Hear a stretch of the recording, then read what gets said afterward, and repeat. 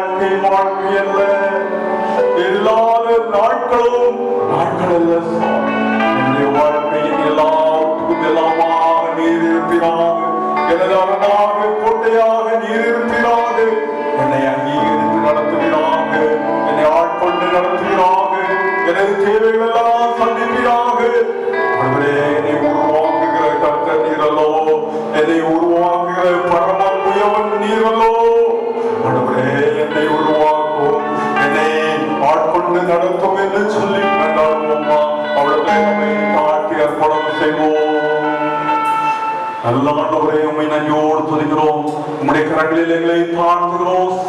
உம்முடைய சமூகத்திலே வறுமையான பாத்திரங்களாக வந்து நிற்கிறோம். ஆண்டவர் எங்களை நிரப்பி ஆண்டவர் நிறைவுள்ள பாத்திரங்களாக இந்த இடத்தை விட்டு கடந்து செல்ல விரும்புகிறாங்க. எங்களை ஆட்கொண்டு நடத்தும், எங்களை ஆசீர்வதியும், அங்கீகரித்து உயர்த்தும். உம்முடைய நாமம் மட்டும் துதிக்கப்படும். இயேசு ரட்சகர் வழியாக வேண்டுகிறோம் ஜெபங்கள் நல்ல பிதாவே. ஹல்லேலூயா. ஆண்டவர் உங்களோடு கூட இருப்பாராக. உங்களுக்கு வேண்டிய சமாதானத்தையும் ரட்சிப்பையும் சந்தோஷத்தையும் தேவன் கற்றுவிடுவார். அநேகர் மாஸ்க் போட்டிருந்ததுனால முகத்தை பார்க்க முடியல. நிறைய முகங்கள் மாறி, நிறைய தாடி வந்திருக்கும், நல்லா கொஞ்சம் குண்டா இருக்கும். உங்கள் பக்கத்தில் இருக்கவங்களை பார்த்து சமாதானம் சொல்லுங்க.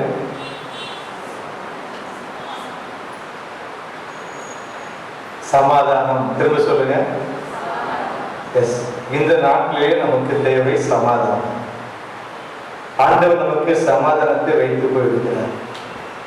சமாதானம் இல்லாத இந்த பூமியில் நாம் வாழ்ந்து கொண்டிருக்கிறோம்.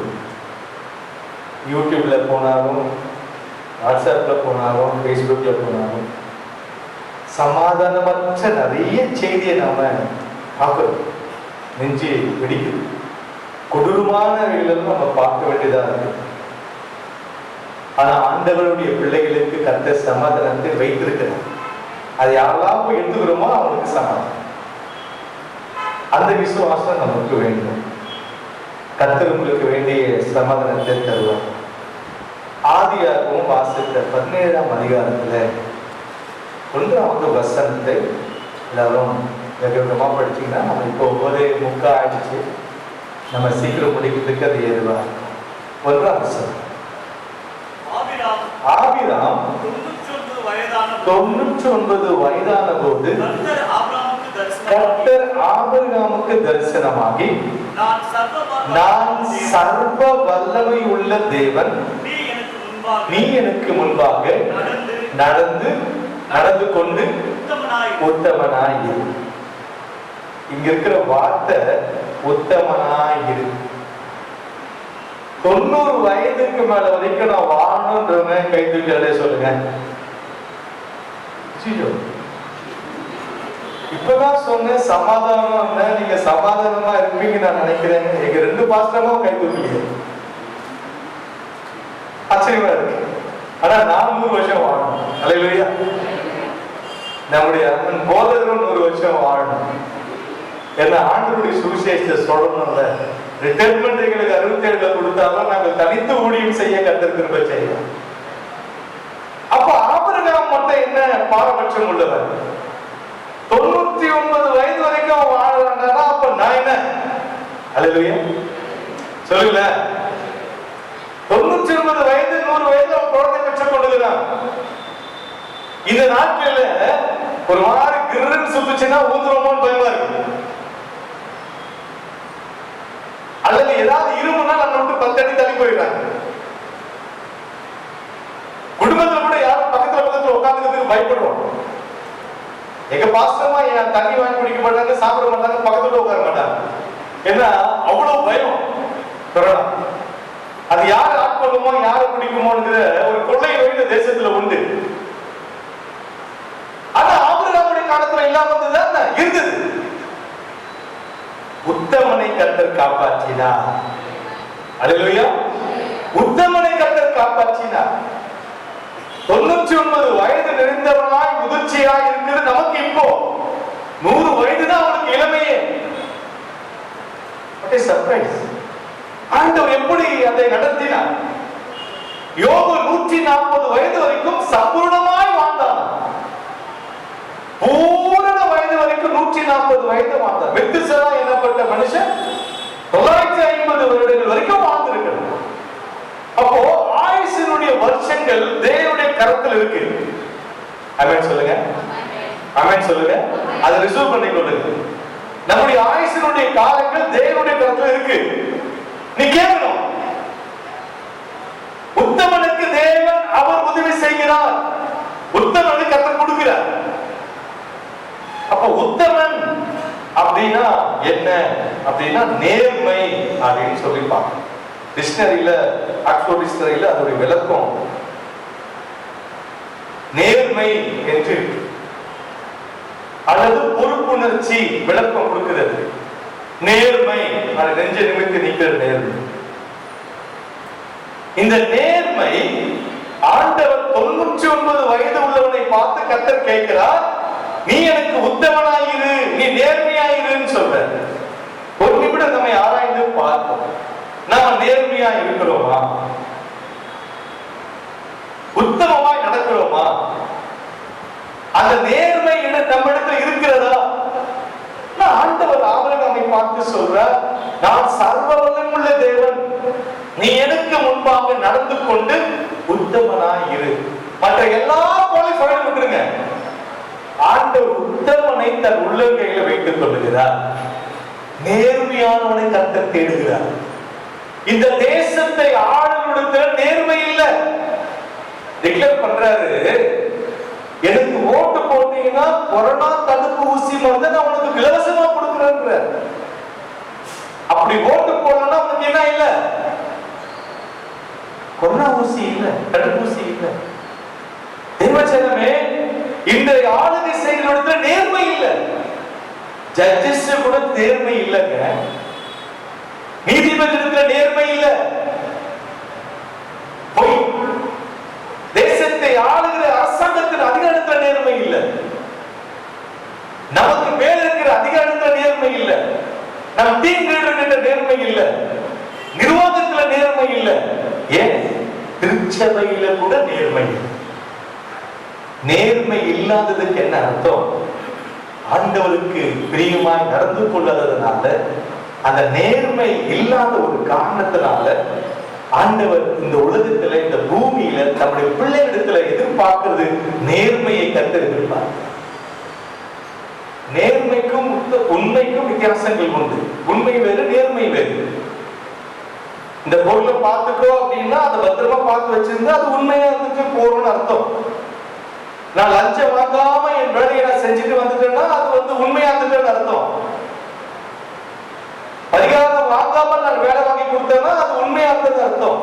இதையும் தாண்டி அந்த உத்தமம் எங்கதமா இருக்கு? அது ஆண்டவருடைய கரத்துல இருக்கு. அல்லேலூயா. அது சாதாரணமா யாருக்கு கிடைக்க? ஆண்டவர்கிட்ட வேண்டி கேட்கிறவனுக்கு அந்த உத்தமத்தை கொடுக்கிறார். நீ சம்பாதிச்சிடலாம், நீ சேர்த்து வச்சிடலாம், நீ லட்சரியா வாழ்ந்துடலாம், நிறைய தாளங்களை உருவாக்கி கொள்ளலாம், நிறைய கிருபையை பெற்றுக் கொள்ளலாம். ஆனா உத்தமம் என்று ஒண்ணு இருக்கு பாத்தீங்களா? ரட்சிப்பு எப்படி தேவனுக்கு இருக்கிறதோ உத்தமமும் அது தேவனுக்கு இருக்கிறது. அப்ப நம்ம ஒண்ணு பண்ணுவோம், ஆண்டவரே இந்த பூமியில் நான் இனிமேலாவது நேர்மையாய் வாழ கற்றுக்கொள்ளுகிறேன், நேர்மையா இருக்க நான் விரும்புகிறேன். அப்ப நேர்மையாய் இருப்பதை கர்த்தர் நம்மிடத்துல எதிர்பார்க்கிறார். இதை அறியாமை நான் மனம் போன போக்குல வாழ்றதுனால, உத்தமனுக்கு எதிர்மாறாக நாம் நடந்து கொள்வதனால ஆசீர்வாதத்தை நம்ம இழக்கிறோம், சாபத்தை பெற்றுக் கொள்கிறோம். உத்தமனை கர்த்தர் விரும்புகிறார். எப்படி நீதிமானை கர்த்தர் விரும்புகிறாரோ உத்தமனை அதிகமாக விரும்புகிறார். அந்த உத்தமம் என்னிடத்தில் எதிர்பார்க்கும் உன் உத்தமம் என்னிடத்தில் இல்லவே இல்லை. பாடுறோம்ல, ஆண்டவர் எதிர்பார்க்கிற உத்தமம் இடத்தில் இருக்கிறதா? அந்த உத்தமத்தை, நேர்மையை கர்த்தர், நேர்மையான பார்வை, நேர்மையான பேச்சு, நேர்மையான குடும்ப வாழ்க்கை, நேர்மையான என் தொழில், நேர்மையாய் நடக்கிற என் பயணம், நேர்மையான சிந்தனை, நேர்மையான என் பேச்சு, நேர்மையான என் வாழ்க்கை தத்துவம், இதெல்லாம் நேர்மையா இருக்கா? நேர்மை உள்ள ஆண்டவரை நாம் ஆராதிக்கிறபடினாலே நம்மிடத்தில் தேவன் நேர்மையை எதிர்பார்க்கிறார். அப்படி நேர்மையா இருக்கிறவனுக்கு ஆண்டவர் வேதத்துல உத்தமனை கர்த்தர் ஆசீர்வதிக்கிறார். நீதிமொழிகள் 2ஆம் அதிகாரம் 21ஆம் வசனத்துல நீதிமான், படிங்க 2:21 நீதிமொழி, வேகமா படிங்க. செம்மையானவர்கள் பூமியிலே வாசம் பண்ணுவார்கள், உத்தமன் அதிலே தங்கி இருப்பார்கள், சுதந்திரித்துக் கொள்வார்கள், பூமியை சுதந்திரித்துக் கொள்வார்கள். கர்த்தர் ஆபிரகாமோடு உடன்படிக்கை பண்றார். ஆண்டவருக்கும் மனுஷனுக்கும் ஒரு உடன்படிக்கை கர்த்தர் ஏற்படுத்துறார், ஒரு கமிட்மெண்ட் உருவாக்குறார். இந்த பாப்பா, நான் ஜீவன் உள்ள ஆண்டவர், நான் சர்வவல்லமையுள்ள தேவன், நீ என்னுடைய பார்வைக்கு உண்மையா இருப்பாயனா நான் கீழே கொடுக்கிற ஆசீர்வாதத்தை உனக்கு நான் கொடுப்பேன். ஒரு உடன்படிக்கை பண்ற, ஒரு ஒப்பந்தம் பண்ணி கொடுக்கிறேன். நீ உண்மையாரு, நான் உனக்கு எல்லாத்தையும் கொடுக்கிறேன். அன்பான தேவ பிள்ளைகளே, நாம் செய்ய வேண்டியது ஒண்ணுதான். ஆண்டவராக இயேசு கிறிஸ்துவை எப்ப நம்ம ஏற்றுக்கொண்டோமோ, நாம் கட்டடத்தில் நேர்மையா இருப்பதை நாம் உணர்ந்து கொண்டாலே கிருபை உன்னை சூழ்ந்து கொள்ளும்.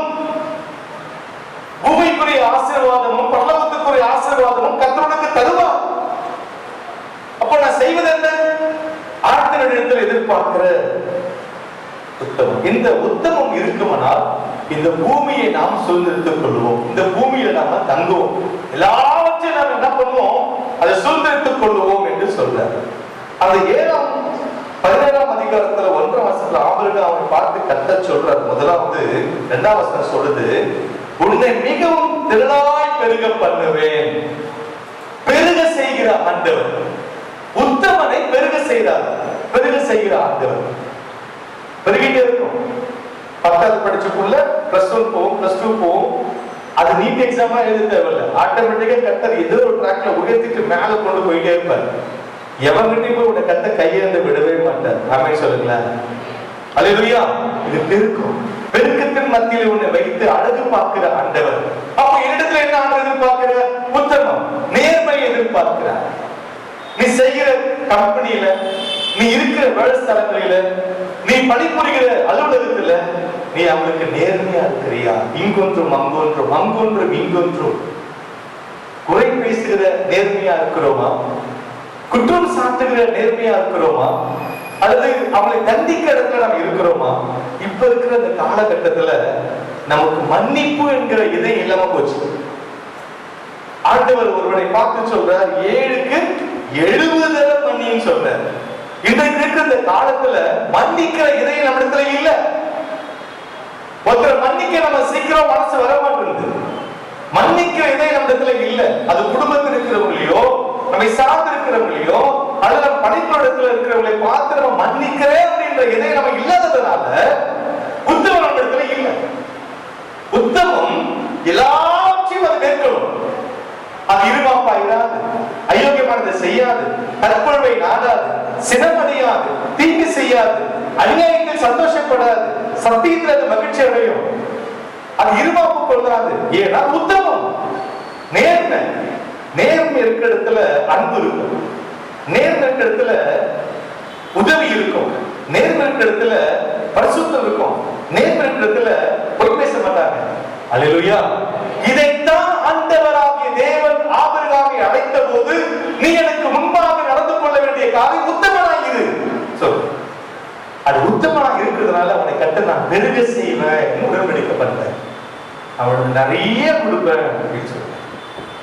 நீ நிறைய மார்க் வாங்கணுமா? நீ உத்தமனாய் இரு. நிறைய நீ சம்பாதிக்கணுமா?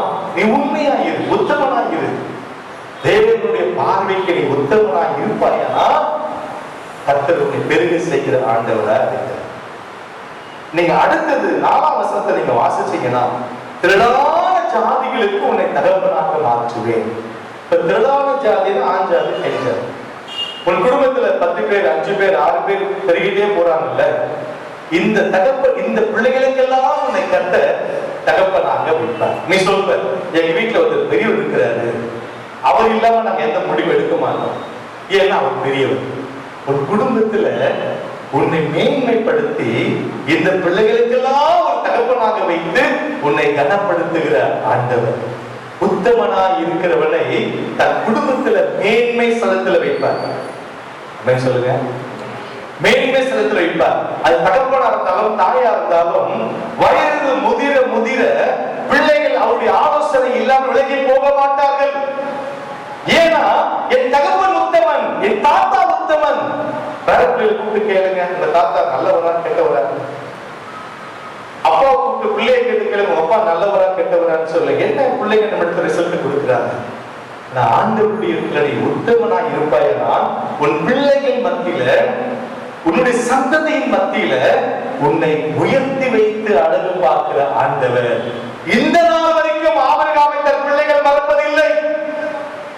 அவர்தான் பிள்ளை என்று சொல்ல கர்வம் உண்டாகும், பெருமைப்படுத்துறாங்கன்னு சொல்லி ஆண்டவர் சொல்றார். நாங்கள் ஆபிரகாமின் பிள்ளைகள் அல்லவோ அப்படின்றாங்க. பிதா கொடுத்த அந்த வாக்குகள், அந்த உடன்படிக்கை இன்று வரைக்கும் நாமும் ஆபிரகாமின் பிள்ளைகளாக இணைக்கப்பட்டிருக்கிறோம். அல்லேலூயா. சோ உத்தமம் சந்ததி சந்ததியாக உன்னை மேன்மையாக வைக்கும். எத்தனை குடும்பத்துல பெரியவரை கடைப்படுத்துறாங்க, எத்தனை குடும்பத்துல பெரியவங்க இருக்கிறாங்க நினைக்கிறாங்க, எத்தனை குடும்பத்துல வயது முதிர்ந்தவங்க இருக்கிறாங்க என்று கனப்படுத்துறாங்க. காரணம் என்ன தெரியுமா? நீ உத்தமமா இல்லாததனால பிள்ளைகள் உத்தமத்தை விட்டு விலகி போனார். ஏழையை நீங்க பார்த்தீங்கன்னா தன் பிள்ளைகளை கண்டிக்காததனால, தண்டிக்காததனால சாமி இடத்துல கர்த்தர் பேசுகிறார். அவர்கள் எதுக்கு உண்மையாய் நடக்கவில்லை, உத்தமமாய் இல்லை, ஒரு சிறு பிள்ளை கிட்ட ஆண்டு பேசுறார். அதனால அவனை நான் அடிப்பேன், அவனையும் நான் அடிப்பேன்னு சொல்றேன். சோ தேவ பிள்ளைகளே, கிறிஸ்துவ வாழ்க்கையா இருக்கிற நமக்குள்ள ஆண்டவர் நம்மிடத்துல உத்தமத்தை எதிர்ப்பார். ஒரு ஜாதிகளுக்கு தகப்பனாய் 5ஆம் வசனம் சொல்கிறது, ஆபிராம் என்கிற பெயரை கர்த்தர் ஆபிரகாம் என்று கர்த்தர் மாற்றினார். உன் பெயரை பெருமைப்படுத்துகிற ஆண்டவர். ஒரு பாஸ்டருடைய வாயில, நீங்க 2 பேர் பாஸ்டருடைய வாயில அடிக்கடி உங்க பேர் வருதான்னு பாருங்க. பாஸ்டர் சில பேர் அந்த பேரை கூப்பிடுவோம், அந்த பேர் எப்ப மறக்காம கூப்பிடுவோம். அப்படி கூப்பிடுறாருன்னா ஆண்டவர் உங்களை கூப்பிட வைக்கிறாருன்னு அர்த்தம். நீங்க பிரியமா இருக்கிறீங்கன்னு அர்த்தம். எந்த பேர் உங்களை கூப்பிடலையோ உங்களை மறந்துட்டோம்னு அர்த்தம். என்னை ஏன் மறந்த நீ சண்டை போடாத, இது கடவுளே ஏற்படுத்தி தருகிற ஒன்று. சாமுவேலை கர்த்தர் நேசிச்சதுனால சாமுவேலே கூப்பிடுறாரு. ஆனா ஏலியை கூப்பிட்டுதான் அந்த திருக்கு தரிசன ஊழியத்தை கர்த்தர் கொடுக்கிற, ஆசாரித்துவ ஊழியத்தை கொடுக்கிறார். அதுல அவர் உண்மை இல்லாததுனால, அதுல உத்தமம் இல்லாததுனால ஆண்டவர் என்ன பண்றாருன்னா கோபம் கொண்டு அவர்கள் வெறுத்து என்ன பண்றாருன்னா சாமுவேலுடைய கர்த்தர் பேசுகிறார். ஆசாரியனுடைய வாயில விசுவாசிகளுடைய பேர்களை அழைப்பது உங்களுக்கு பாக்கியம். அல்லேலூயா, அல்லேலூயா. எங்களை ஏன் கூப்பிடல, எங்களை ஏன் மறந்துட்டீங்க? மறக்கல, நீ ஆண்டவருக்கு உத்தமமா இல்ல. ஆண்டவர் நீதிமான்களை தேடுகிறார், இந்த பூமியில தேடுறார், நல்லவனை தேடுறார், உத்தமனை தேடுறார், பசுத்தவான்களை தேடுகிறார், கர்த்தருக்கு பயப்படுற பிள்ளைகளை கர்த்தர் தேடுகிறார். இதுல நீதிமானையும் உத்தமனையும் கர்த்தர் தேடுகிறார். அப்ப எங்களுக்குள்ள தெரியும் யார் உத்தமன், உங்களை தேடுறோம். நீதிமான் யார், உங்களை தேடுறோம். நீங்க அதிகாரம் பண்ணியோ அல்லது எங்களை மிரட்டியோ உருட்டியோ அந்த அன்பு வந்துடாது, அந்த அதிகாரம் வந்துடாது. அது தானாகவே ஆண்டவர் தன் பெயரை அழைப்பார். ஆபிரகாமே என்று கர்த்தர் அழைத்தார், பேதுருவே என்று கர்த்தர் அழைத்தார், சீமோன் பேதுருவே சொல்லி கூப்பிடுறார். ஆண்டவர் சகேவை நேசித்ததுனால சகேவே என்று பேர் சொல்லி அழைக்கிறார். உங்களையும் அழைக்கிறவர்கள் தான் உத்தமனாய் இருக்கும்போது சபையில ஒரு பேரு பிரபலமா இருக்கும். ஏன்னா ஐயா அவர் பேர் அடிக்கடி கூப்பிடுறாருன்னா ஆண்டருடைய பார்வைக்கு அவங்க உத்தமமா, உன் பார்வைக்கு அவங்க தப்பா இருக்கலாம், ஆனா ஆண்டருடைய பார்வைக்கு அவங்க உத்தமமாய் நடக்கிறார்கள். அல்லேலூயா. நாங்கள் ஒவ்வொரு சபையா கடந்து வந்திருப்போம், ஆனா இன்னைக்கு அந்த குடும்பத்தை மறக்காம தான் வச்சிருப்போம். ஏன்னா அவர்களுக்கு உத்தமத்தை தேவன் கண்டபடினாலே அவர்களிடத்துல அன்பு கூறும்படியாக கர்த்தர் கிருபை செய்கிறார். அல்லேலூயா. சோ உத்தமம் உன் திருச்சபையில, உன் குடும்பத்துல நீ போதிலும் வருகையிலும் உன் பேரை கர்த்தர் பெருமைப்படுத்துவார். அது ஆபிரகாம் என்ற பேரை கர்த்தர் ஆபிரகாமாய் மாற்றி தன் ஆபிரகாமின் சந்ததி முழுவதும் அதை ஆசீர்வதிக்கிறார். 6ஆம் வசனத்தை நீங்க வாசிச்சு பார்த்தீங்கன்னா அந்த 17ஆம் அதிகாரத்துல உன்னிடத்திலிருந்து ராஜாக்கள் தோன்றுவார்கள் என்று எழுதப்பட்டு ராஜாக்கள் எழுப்புகிற ஆண்டவர். அந்த சந்ததியில் தான் பல ராஜாக்களை கர்த்தர் எழுப்பினார். சவுலை எழுப்பினார், தாவீதை எழுப்பினார், சாலமோனை எழுப்பினார், ரெகொபெயாமை எழுப்பினார். ஒவ்வொரு ராஜாக்களையும் எழுப்புகிற ஆண்டவர். ஒன்றுத்துக்கு பொதுவாக அடிமையாய் பரதேசியாய் இருந்த அந்த கானான் தேசத்துல ஆண்டு உடன்படிக்கை பண்ணின ஆபிரகாம் ஆண்டவருடைய பார்வைக்கு உத்தமமாய் இருந்ததுனால அவன் சந்ததியில ராஜாக்களை எழுப்பினார். தாவீது சொல்றான், ஈசாயின் கோத்திரம் மிக நலிந்தது, எங்களுடைய குடும்பம் ரொம்ப சிறுசு ஐயா, எங்களையே ராஜாவாக்க போறீ. ஆச்சரியப்படுகிறார் சாமி. சவுல் சொல்றான், எங்களுடைய கோத்திரம் பென்யமீன் கோத்திரத்தில் நாங்கள் மிகவும் பலவீனமானவர்கள், எங்களுக்கு அவ்வளவு சொல்வாக்கு கிடையாது, எங்கள் கோத்திரத்தில் தான் கட்ட ராஜா எழுப்ப போறார். எஸ், சவுலை கட்ட ராஜாவை மாற்றினார். இன்றைக்கு நம்முடைய குடும்பத்துல ஒன்றுக்கு உதவாத நம்மை பட்டங்களையும் பதவிகளையும் உன்னை ஆண்டு உயர்த்தி வைக்க வல்லவராய் இருக்கிறார். நீ அடையாததை உன் பிள்ளைகள் அடையும். உன் உத்தமத்தின் நிமித்தமாய் குடும்ப தலைமுடைய உத்தமம், என் உத்தமம், உன் உத்தமம், ஒவ்வொரு உத்தமத்தின் அந்த அடிப்படையில கத்த உன் பிள்ளைகளை கத்தர் ஆசீர்வதிக்கிறார். நீ உத்தமனாய் நடந்தால் உனக்குரியது அல்ல, உன் பிள்ளைகளுக்கு, உன் சந்ததிக்கு. நான் 24 மணி நேரம் வாட்ஸ்அப்ல யூடியூப்ல உட்காந்து படம் பார்த்தா என் பிள்ளை உட்காந்து வீடியோ கேம் ஆடிட்டு இருப்பேன், ரம்மி ஆடிட்டு. நான் 24 மணி நேரம் உட்காந்து கிரிக்கெட் மேட்ச் பார்த்துட்டு இருந்தா என் பிள்ளைங்க கிரிக்கெட் மேட்ச் ஆடிட்டு இருக்கும். நீ என்ன விதைக்கிறீங்க அது அறுக்கிறது. தேவ சமூகத்தை நோக்கி காத்திருந்த ஆபிரகாமின் சந்ததியில அவர் விசுவாசித்தார், அது அவருக்கு மேன்மையா இருந்தது. அவன் நம்பினான், ஜீவனுள்ள தேவன் யார் என்பதை நம்பினான். அவர் உத்தமன் என்று அவன் நம்பினான். அந்த உத்தமத்தை கர்த்தர் ஆபிரகாமுக்கு கொடுத்தார். அவனிடத்திலிருந்து ராஜாக்களை கர்த்தர் எழுப்பினார். ஆண்டவர் சொல்றார், உனக்கும் உன் சந்ததிக்கும் நான் தேவனாய் இருப்பேன் சொல்றார். உன் குடும்பத்துக்கும் என் குடும்பத்துக்கும் கர்த்தரை தவிர வேறொரு தெய்வங்கள் நமக்கு ஜான்சன் சொல்லு, கர்த்தரை தவிர என் குடும்பத்துக்கு வேறொரு தெய்வம். நம்ம குலதெய்வம் யாருங்க? நம்ம குலதெய்வம் யாரு? உன்னோடு இருக்க கூடாது, உன்னோடு இருக்க கூடாது. உன் பிள்ளைக்கு போகணும், அந்த பிள்ளைக்கு போகணும், அந்த பிள்ளைக்கு போகணும். அது 3ஆம் 4ஆம் தலைமுறை வரைக்கும் நாங்கள் 8ஆம் சந்ததி, 10ஆவது சந்ததி, 20ஆவது சந்ததி, நாங்கள் ஜீவனுள்ள தேவனுடைய பிள்ளைகள். அதை ஆபிரகாம் கொடுத்தார். இந்த சந்ததி இன்று வரைக்கும் ஆபிரகாமின் சந்ததியாக இருக்கிறார். என்ன? அந்த உத்தமத்தை ஆபிரகாமிடத்தில் கற்றிருக்காங்க. அவனுக்கு வாக்கு பண்ணினார், உடன்படிக்கை கொடுத்தார். என் உத்தமனாய் இரு, நான் சந்ததியை பெருக செஞ்சுட்டே போவேன்னு சொல்றார். உங்களுக்கு எல்லாம் நான் தான் கடவுள் அப்படின்ற. நீ உத்தமனா இருந்தா உனக்கு உன் பிள்ளைகளுக்கு பிள்ளைகளுக்கு பிள்ளைகளுக்கு வாழ வாழையாய் நான் தான் உனக்கு கடவுள். அப்ப ஜீவனுள்ள தேவன் தன் மனுஷனிடத்துல ஒப்பந்தம் பண்ற, வாக்குறுதி கொடுக்கிற. உன் பிள்ளைகளுக்கு நான் தான் தலைமுறை தலைமுறையாய் கிறிஸ்து. உன் தலைமுறையோடு கூட இந்த கிறிஸ்து இருக்கிறார்.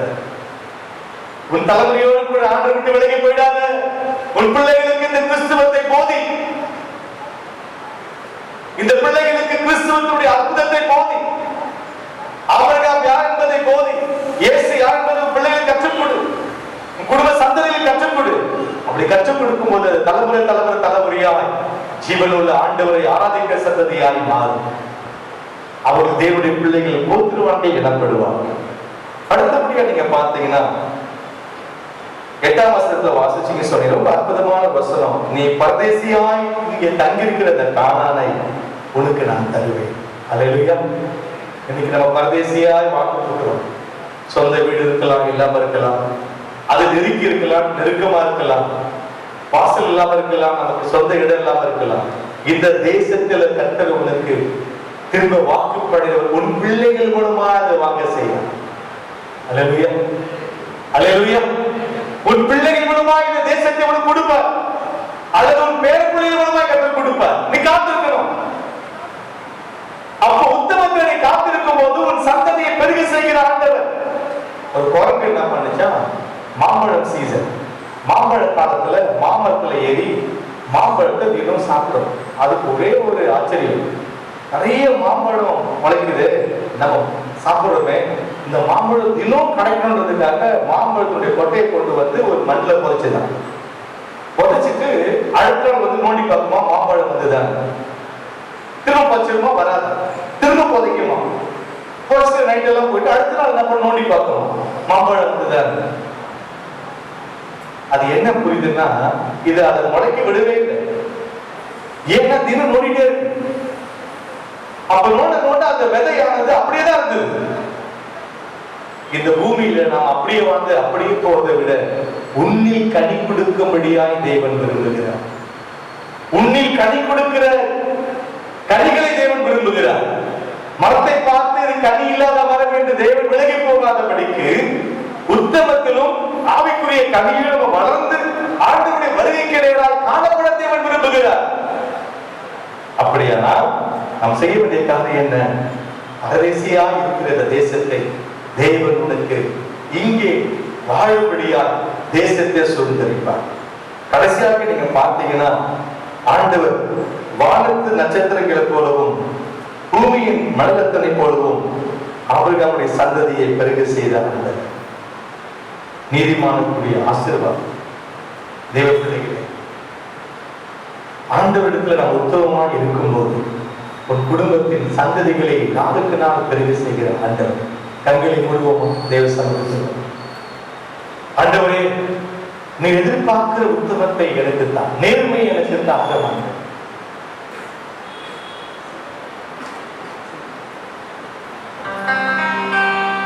உயிர் வாழும்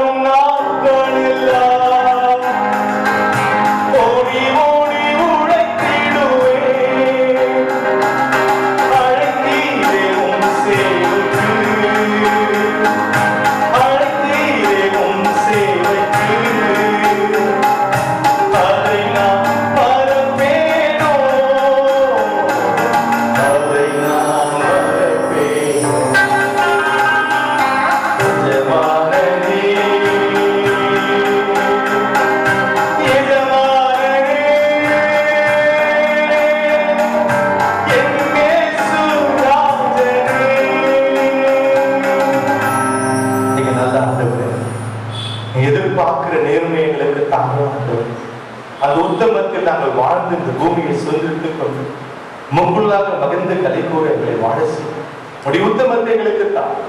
நேர்மையோடு கூட வாழ்ந்து வருகைக்கு எதிர்கொண்டு போய் நிறைவேற்றும்.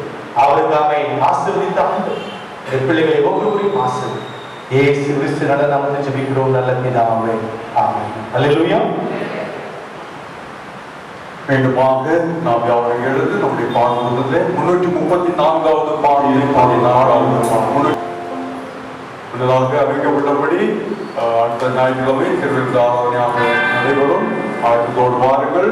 அதோடு 65 வயதுக்கு மேற்பட்டவர்கள் நீங்களாக பொறுப்பெடுத்து என்ன இருந்தாலும் நாங்கள் பொறுப்பேற்றுக் கொள்கிறோம் என்கிறவர்கள் மட்டும் கலந்து வர அன்போடு கேட்டுக்கொள்கிறோம். கர்த்தர்களை ஆசீர்வதிப்பாராக. Thank you.